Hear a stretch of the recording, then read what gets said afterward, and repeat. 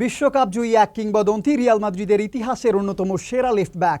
আর সেই Roberto Carlos যখন বলেন বাংলাদেশ ইজ মাই হাউস, তখন শুধু এটি একটি বাক্য নয়, কোটি বাংলাদেশি ফুটবল ভক্তের জন্য হয়ে ওঠে আবেগের মুহূর্ত।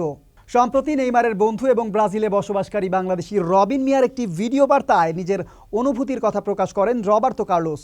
প্রথমে পর্তুগিজ ভাষায় কথা বলেন, এরপর ইংরেজিতে স্পষ্ট করে বলেন বাংলাদেশ ইজ মাই হাউস। এরপর স্পেনের কথা ওঠান তিনি। এই কথার পেছনে রয়েছে একটি গল্প।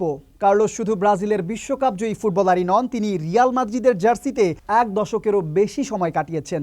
তাই নিজের জন্মভূমি ব্রাজিলের পর স্পেনকে বিশেষ জায়গা দিয়েছেন তিনি। আর সেই তালিকায় ভালোবাসার স্থান করে নিয়েছে বাংলাদেশের নামও। কিন্তু কেন বারবার বাংলাদেশের নাম উঠে আসে ব্রাজিলের ফুটবলারদের মুখে? বাংলাদেশে ব্রাজিলের সমর্থক সংখ্যা যে কতটা বিশাল তা নতুন করে বলার অপেক্ষা রাখে না। বিশেষ করে 2022 কাতার বিশ্বকাপের সময় বাংলাদেশের ব্রাজিল ও আর্জেন্টিনার সমর্থকদের উন্মাদনা আন্তর্জাতিক গণমাধ্যমেও আলোচনার বিষয় হয়ে ওঠে। 2026 বিশ্বকাপ চলাকালেও ব্রাজিলের মিডফিল্ডার ব্রুনো গুইমারেস সংবাদ সম্মেলনে বাংলাদেশের সমর্থকদের কথা তুলে ধরেন। পরে তিনি জানান, বাংলাদেশের সমর্থনের ভিডিও ব্রাজিলের ফুটবলাররা নিজেদের মধ্যেই দেখেন এবং উপভোগ করেন। প্রশ্ন হলো, বিশ্বের এত দেশের মধ্যে কেন বাংলাদেশের নাম এতবার উচ্চারণ করে ব্রাজিলিয়ান তারকারা?